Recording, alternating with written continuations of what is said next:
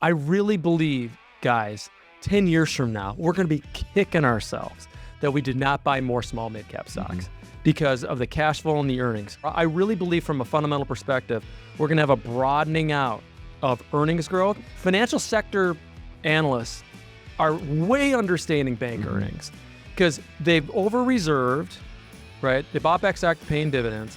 We've had absolutely no M&A. In this whole notion of a bubble in AI, we've had no banking deal, no IPOs, no consolidation. When we start to see that ramp up, maybe I'll get a little bit more work. The last time this gentleman joined us, Dan, was March 8th of this year. So welcome back to the On the Tape podcast with Brian Belski. Of course, Brian, Dan, is the Chief Investment Strategist and Head of Investment Strategy Group, Global Markets, BMO Capital. How are you? I'm great. How are you? You look troubled by something. Why is that? Because he's back here with us, guy. That's it. No, I was worried about how my voice was going to sound because I've been on the phone or on screen now. I mean, after the election for, Nonstop. 12 hours yesterday. Hey, I just want to say this. So when you were here in March, we had not had more fun with the guests than we had with you, because a lot of strategists, and we have a lot of great strategists who come on the pod. We have them come on. Obviously, Fast Money with us.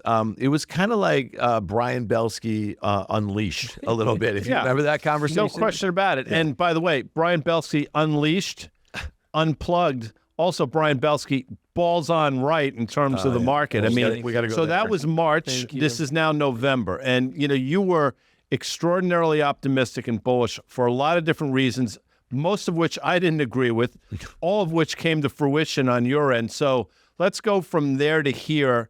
What's changed, if anything, what you sort of got right, what you didn't see coming, and we'll get into what you think is coming ahead. Well, thanks. We're incredibly humbled by that. We really are. I mean, I think, listen, I am what I am, and that's all that I am, to pull the Popeye quote for those of you that are millennials or Gen Zers. Little Brian, look that up on the Google machine. Yeah. But we're investors first, and I think why people got it so wrong, and maybe why we got it so right, is I think we're part of we're the last of a lost generation, to pull a Bill Murray line from Stripes. I don't think strategists look at the market like the way that we do. We really live and die by this notion of the stock market is a market of stocks. I think so many people that do it, are so fixated on making the big market call and so focused on what the PE number is times the earnings number, and that's your market target. It's not that simple. There's other things you have to do with that. And I think, too, that managing money, which we do, it's our third part of our job. We run U.S. strategy, Canadian strategy, and portfolio strategy at BMO. Really keeps us humble, but also convicted in terms of how we think about things. The way that I phrase that is that if you tell an investor, get out, they're not coming back, right? They're not coming back. And so there's ways to be much more thoughtful about that.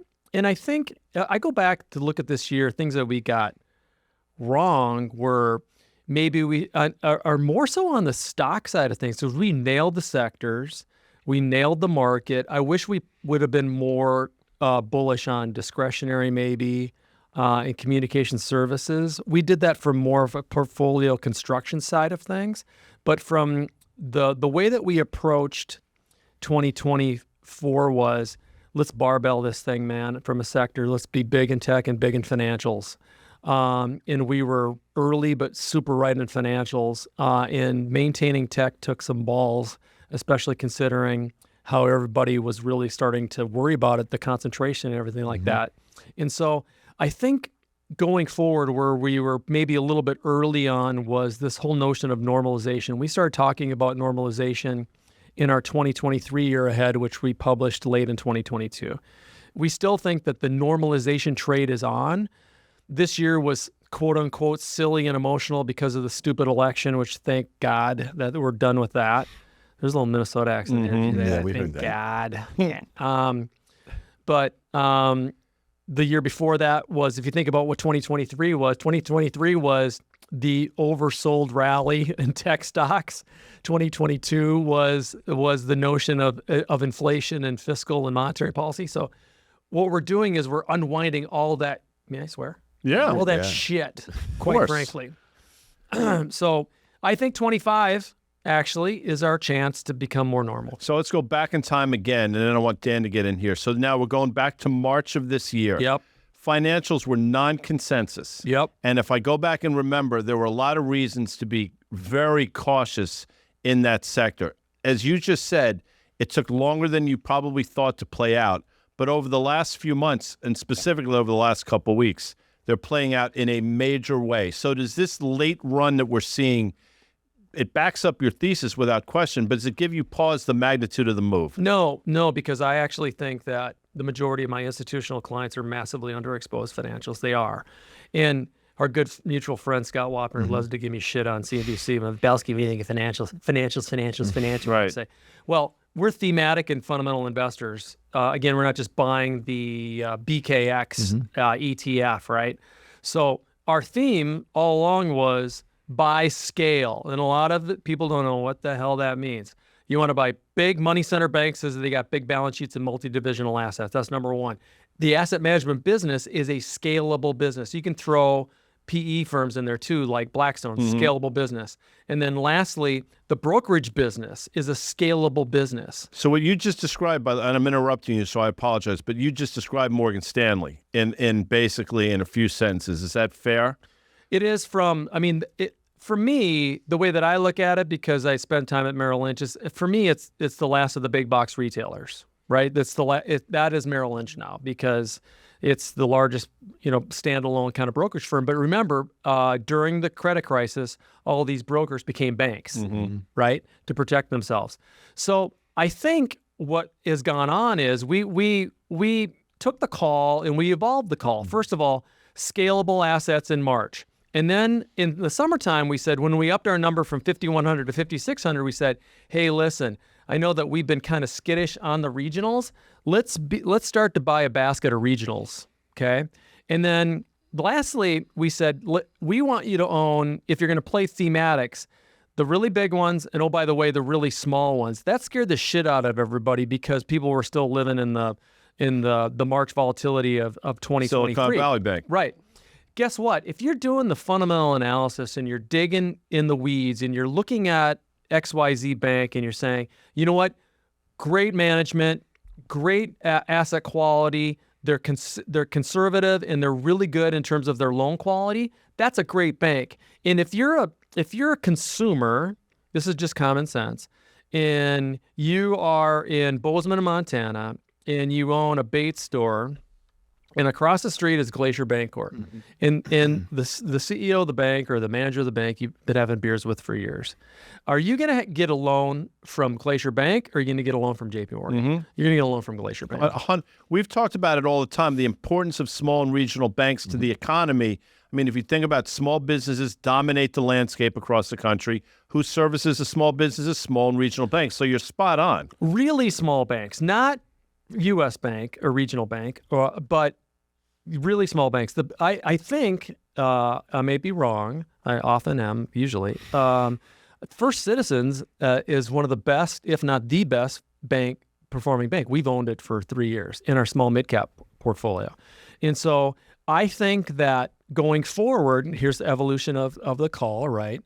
I think given the fact that less regulations for banks are coming, most likely coming with the new regime, I think that the best chance for consolidation is going to be in those regional banks because, oh, by the way, brothers, they cannot compete with Morgan Stanley, JPMorgan, what Jane Fraser and Andy Sieg have done at Citigroup. They can't compete with them because they don't have the balance sheet. So I bet, I don't know anything, but I bet Truist combines with somebody or you have another, U.S. Bank does. I think at that level, they need to actually combine. Yeah, part of that is that they can't be particularly competitive if with all the names that you mentioned, in an environment where, like the financialization of everything is happening, right? So you use the example of the guy who runs the bait store, that sort of thing. But, if you think about 2/3 of the employers in our country are small, medium-sized. businesses and the like, and everything's getting more sophisticated, you probably need a bit more scale than that Glacier Valley Bank or whatever the example that you're right. giving. That's why we always think about the consumer 70% of the economy. The lifeblood of the economic perspectives in North America, let's just call it Canada and the United States, are the small mid-cap companies, both private and public. So then if you think of that, that's why the really small bank and the really big bank works. That's why the Canadian banks are amazing. But also Shopify. I mean, come on, man. That's the portal for small mid-cap companies. And so from an enterprise perspective, an efficiency perspective, this is how the mind thinks in terms of playing themes and buying stocks. Back in March, I think I was concerned that the unemployment rate would start moving higher. I was right, but I was early in timing, but it's playing out. So we saw the unemployment rate go from, I think, 3.4, maybe 3.5, up to 4.3. As we're sitting here today, it's 4.1. So in some degrees, I had that one right. What has not played out, though, is the impact on the market. When does it impact the market? Or is it still historically low? It's within sort of your range of normalcy, and you're not all that concerned about it? It's still historically low. I'm very critical of how we do what we do, and I'm always kind of going back and judging what we've written about in the past.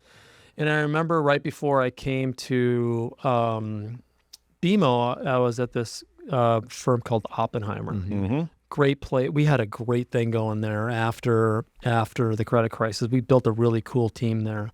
But I remember reading some of my stuff. I went back about a year ago looking at what we were talking about. If you remember back in 2011, very different what was going on here. And I remember saying in print, if we could just get unemployment below 10%.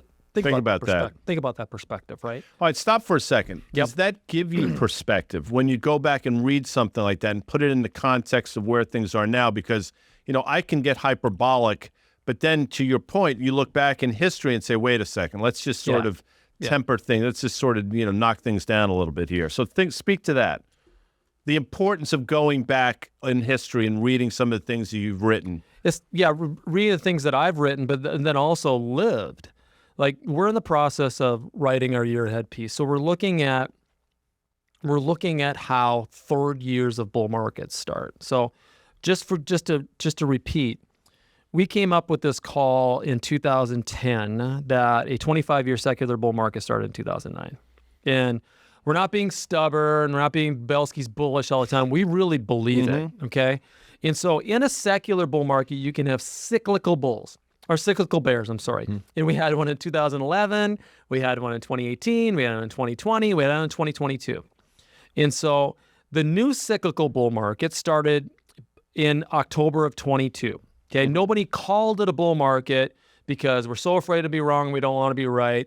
It's not a bull market until we're up 20%. And then CNBC, not 20%, we're in a bull market. Come on, man.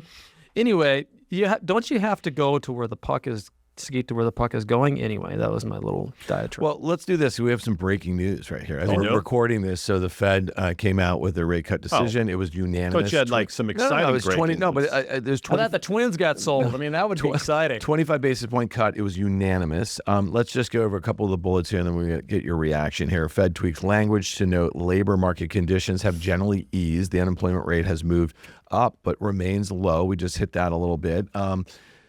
Removes the reference to further inflation progress, noting inflation has made progress toward the committee's 2% goal, which remains somewhat elevated. The Fed said for a year that they were not going to wait until they got to their goal to start cutting interest rates. And then they have gained greater confidence that inflation is moving towards that 2% target. Statement maintains language saying that risks to achieving employment and inflation goals are roughly in balance. So that's from Bloomberg. So talk to us a little bit about what you take away from that. The presser is going on right now as we speak.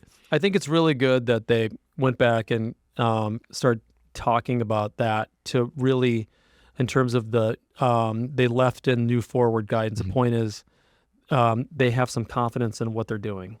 And I think that's good from a dual mandate type side of things, that they're not just focused on, Guy talked about unemployment, but they have to also address on the inflation side. And given the fact that the stock market is doing what it's doing, I think there's been more and more talk that the Fed out there believing that maybe they're not going to cut as much as everybody thinks. I always caution people, and I probably dissed, quote unquote, Fed funds futures when I was here in March. And I think people are baked in too many cuts next year as well. So going back to the whole perspective side of things, my quick smartass comment would be so the last time I checked, and I'm just a dumb Polak/Irish kid from Minnesota, 100 minus 4 is what? 100 minus 4 is 96. Thanks. 96% of the country is employed. Boom. Drop the mic. So, but obviously there's trends when we have double-digit unemployment that scare things and all that. I don't think we're going to go there anytime soon. All fair. So going back to the past.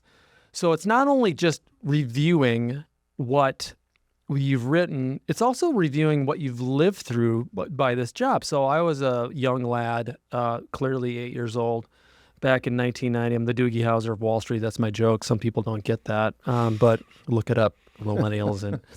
And I remember summer of 1990. My boss, Bill O'Neill, owner of the firm, William O'Neill Investors Daily, got everybody in the firm on the same floor. Think about this. Literally jumped up and stood on the top of a filing cabinet. If you don't know what a filing cabinet is, Google it. Google it. Anyway, and he said, Iraq invaded Kuwait. I think we're heading into recession. We need to cut costs. That was the meeting. Go back to your desk. Start working. So we get called into the research director's office, and research director Connie Cullen was her name. God rest her soul. She said, Brian, Bill likes you. You're a hardworking kid from Minnesota. You have nothing to worry about. Next day, they cut half the research department. Is that right? 4 months later, so we had the bear market after having a 3-year bull market. Remember the bull market after the 87 crash, so 88, 89, 90 had a bear market for 3 or 4 months, and then the new bull market began. Okay, in 1990. So I've lived through this before. You think about these cyclical bear markets. That was a cyclical bear market within a big secular bull, 82 to 2000. Okay, so if you think about the construct of that, it can, will, and should happen. Again, history can be repeating itself. And so that's the kind of perspective that we're very blessed to have, doing this for a long time, but living through it. But I think being in the public space and having a published opinion means something out there, not just spouting it off because you think that, but you have to stand behind your words and do the analysis behind it. Does it surprise you that durations of these sell-offs get smaller, just smaller and smaller in terms of just absolute durations? I mean, think about August 5th, that sell-off lasted 48 hours. I mean, I'm just using that obviously anecdotally, but I can go back and rattle off 5 or 6 of type of 2, 3, 4 day events. You asked me before a mistake. We should have raised our number August 5th. I wanted to, but I also thought that we may get another retest of August 5th. And sometimes in this business, you overthink and you want to be too cute. I've never been accused of being cute before, but at the end of the day, I wanted a bit more of a pullback, and we should have done that. But I think I might have an answer for that guy. And the answer is, even after this market rally, I still don't think people really believe in equities. I still don't. They're trying to come up with reasons why not to believe it still. Debt to equity or debt to GDP, and oh my gosh, Trump's going to kill it with the tariffs. And all this negativity, negative. In the meantime, go. So if you think about it, man, since 1982, we had this big 40-year bull market in bonds. The majority of the performance, total return in bonds came from performance, right? I believe the majority of the total return in the next 10 years is going to come from yield, okay? And I do think that there's going to be more and more money coming out of bonds into stocks, and dare I say, I'm going to piss people off, more and more money coming out of private equity and coming into equities. That's where the next chunk of money is going to come from.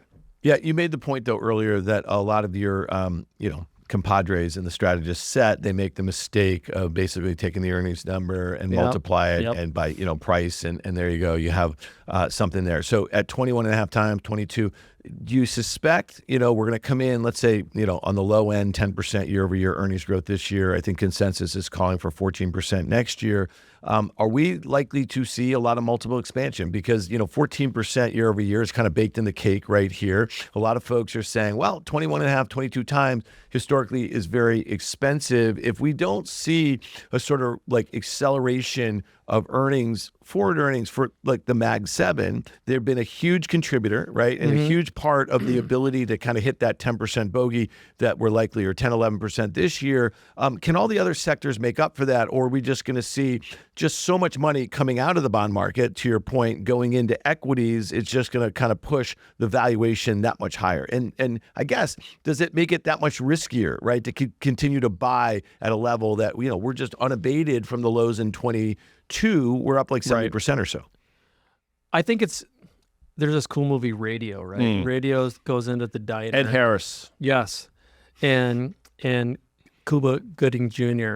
And he's sitting at the diner, and he comes. The waitress comes over and says, "What kind of pie do you want? Apple pie or peach pie or whatever?" And he goes, "Both." Right. So what are you talking about, Belski? I think it's going to be both earnings. Earnings growth's going to be higher than everybody thinks, and you're going to see some multiple expansion.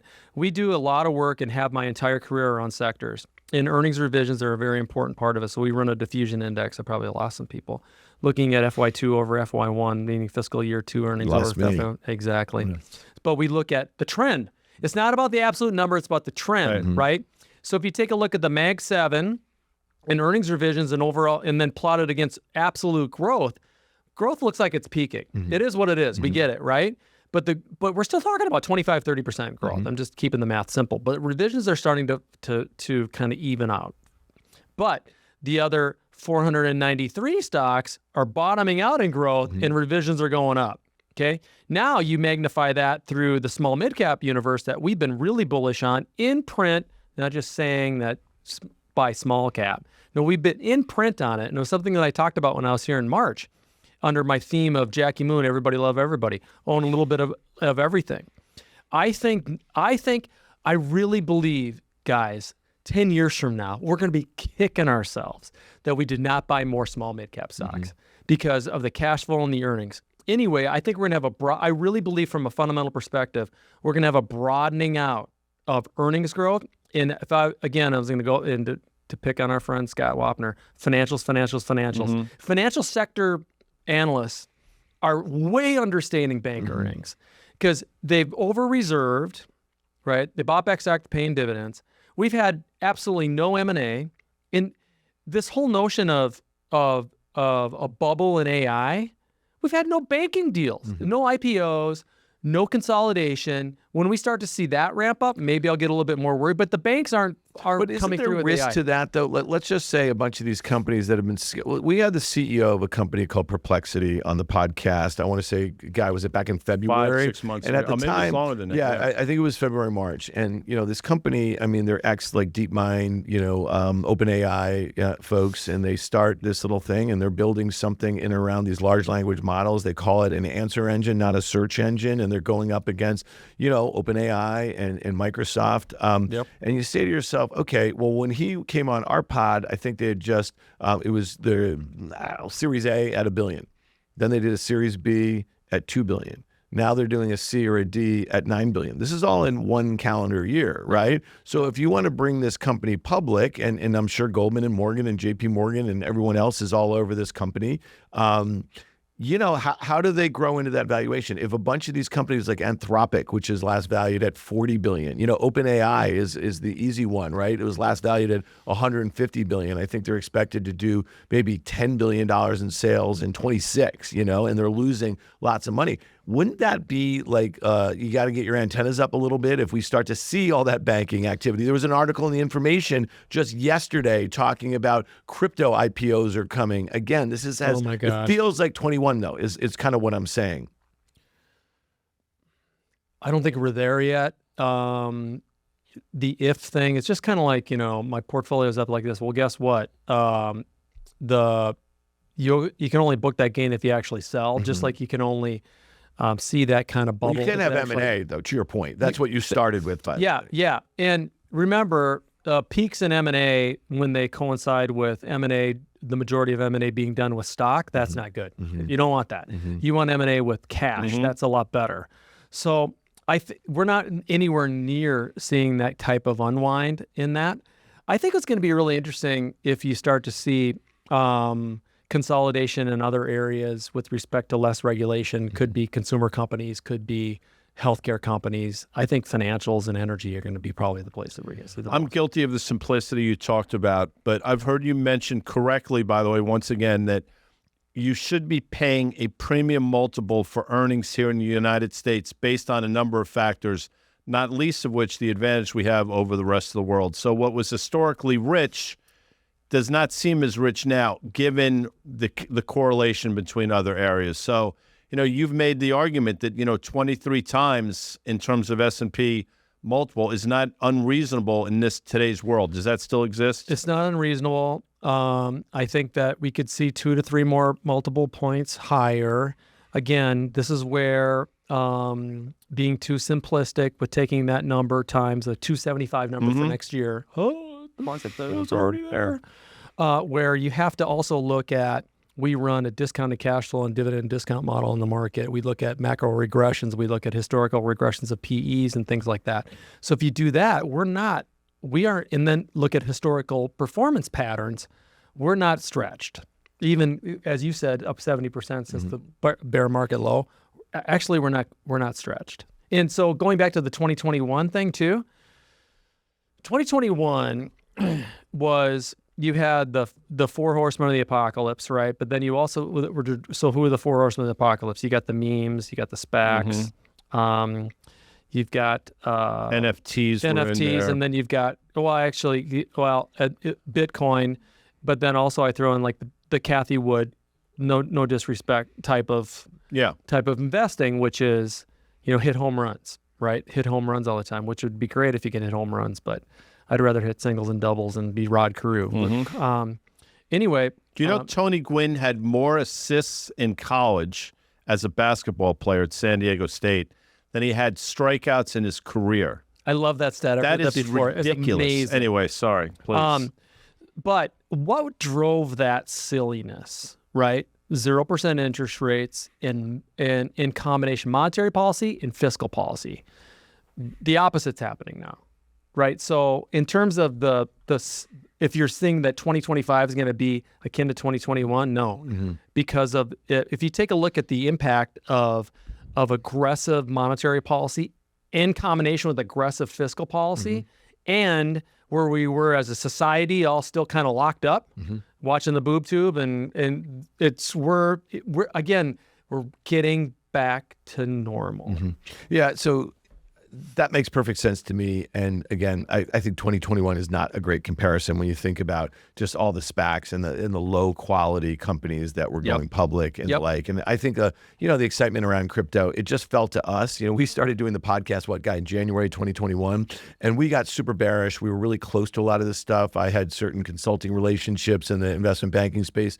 Guy was, obviously very close to a lot of bankers, it just felt like it was a free for all, and so it wasn't, the meme stock stuff too. That was kind of ringing the bell. But now what we have here is we have a $1 trillion meme stock, which is Tesla. That's true. You know what I mean? Like, make no mistake about it. And so to me, I just feel at some point in 2025, there's no doubt in my mind this continue to go. And Guy's point is that the sell-offs keep getting smaller and smaller. At some point, there's going to be a sort of disconnect. Does that make some sense? And, like the July-August thing turns into a July-October thing, and we have 15% lower or something like that. Yeah. So again, not to talk out of both sides of my mouth, so I'm not going to. That would actually be normal if we have 2 or 3 months of that. Well, that's the point, though. We have not seen that normalcy. Right. And again, I made the comment before. If you go to a client, say a high net worth client, and say sell, they're not coming back. But I think what you have to be very thoughtful, and you're saying, you know what?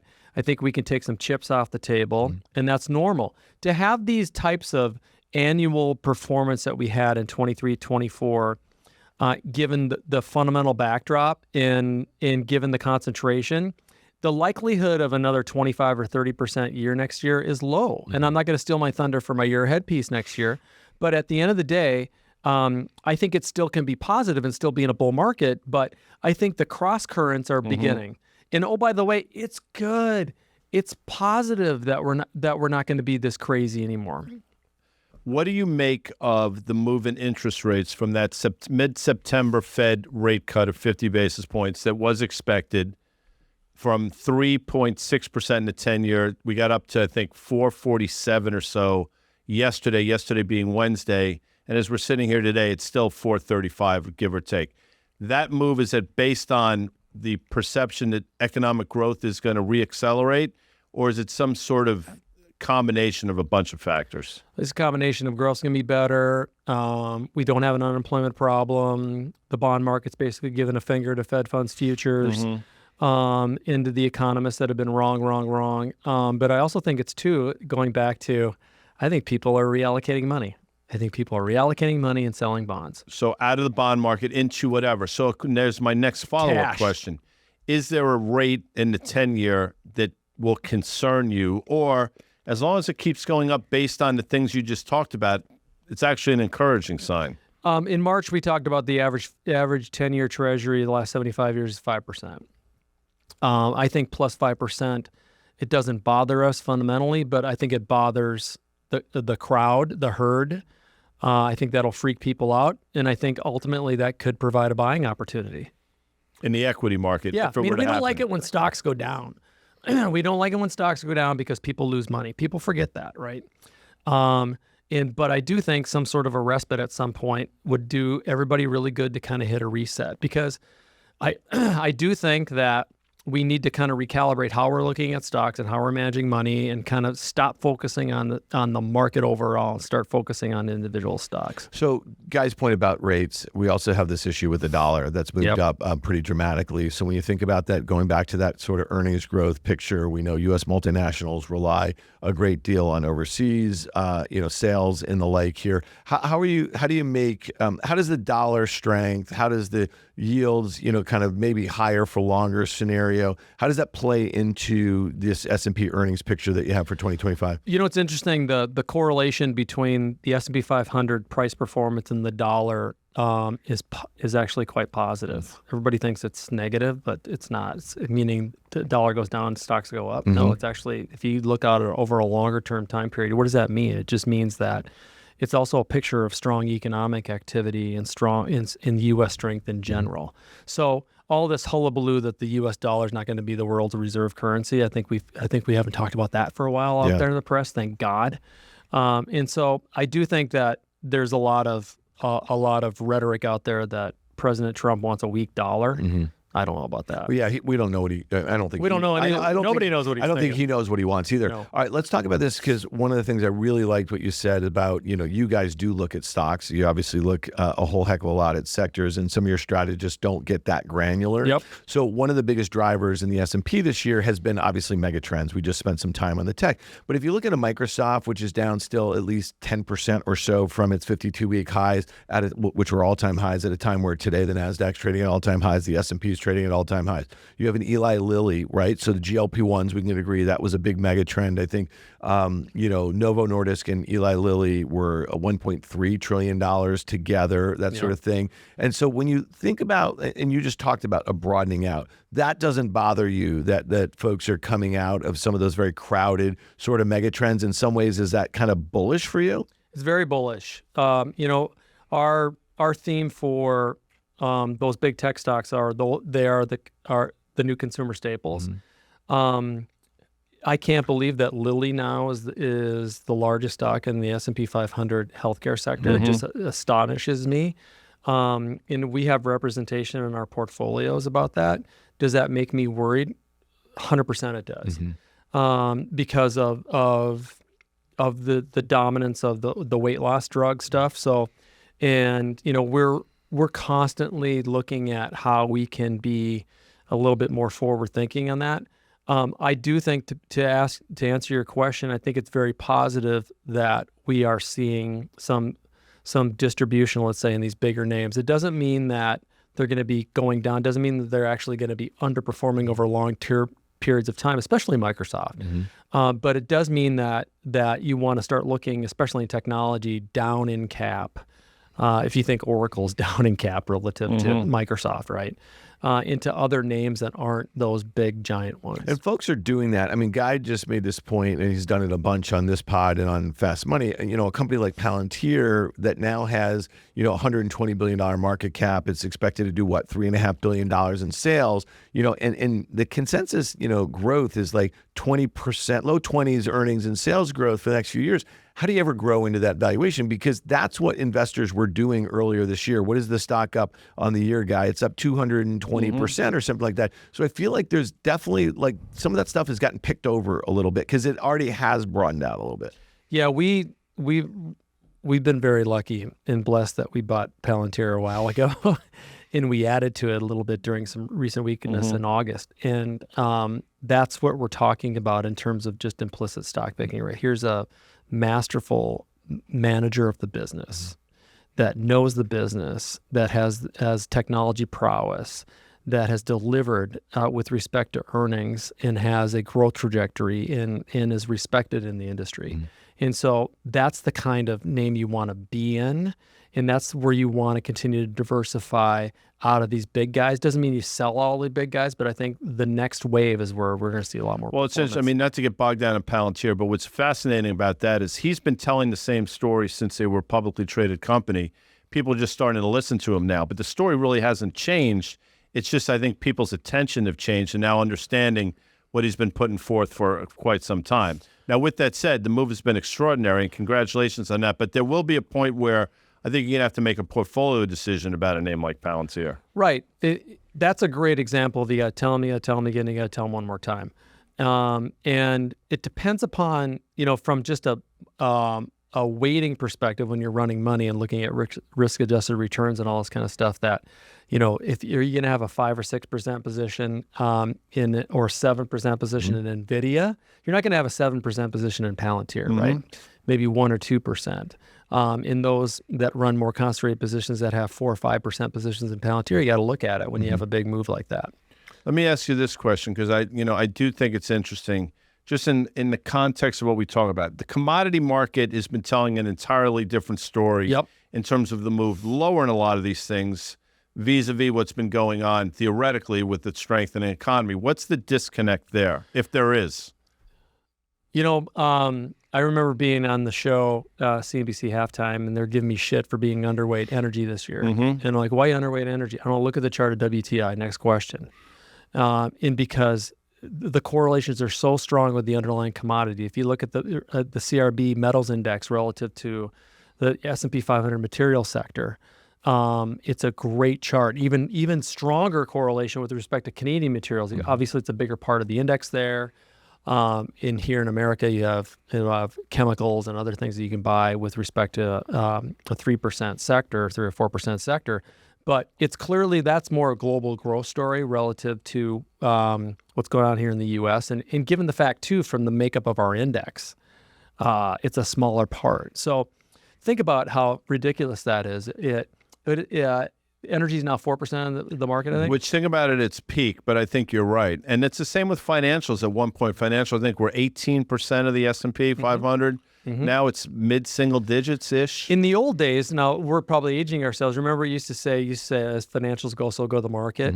And even older, as GE goes, so goes the market. Remember that? Now it's as NVIDIA goes. Yeah, so GE went to zero, and the market almost went to zero. Yeah, exactly. Let's go back to commodities for one second here, because I think it's interesting that crude year over year is basically unchanged. And it's been, you know, it was as high as, you know, I want to say almost 90, and it got down to 66, I want to say a month and a half ago. And Guy's brought this stock up a lot, and he's been very positive on, is Exxon. Exxon's, you know, outperforming the S&P. It's up 24%. The commodity can't get out of its own way. You know, you see the drillers that are down on the year. Or Chevron. Yeah, well, that's a great. I was going to go there. Chevron's up, you know, 5-6%. You know, or something real like quick about Chevron. You know, if you go back in time, Chevron announced a $75 billion stock buyback on an earnings release at the balls high of their stock price. And the stock has never looked back. I mean, that put a giant bullseye on their back if you go back and look. And because the administration then got on their ass. And it's a really interesting story. Anyway, please continue. So think about think about when's the time to start looking at that relative to switching out of Exxon, number one. Number two, don't be so quick because Trump's saying drill, baby, drill to go buy energy, because it still has to have the fundamentals. And oh, by the way, when you're running U.S. money, do you really want to be massively overweight? And we actually have been drilling. The last couple of years was actually more, capacity drilled here than, under the Trump administration. Yep. In the Strategic Petroleum Reserve has been and all that kind of thing. But is there going to be more CapEx? Is there going to be more jobs? Is there going to be all that kind of stuff and whatever? But I think going forward, just look at the price of the commodity. Look at what global growth is doing, and that's kind of your best. Now, the greatest time to buy those things, guys, is when you have some sort of global growth scare, and we're not there yet. But maybe we will. Maybe it's China.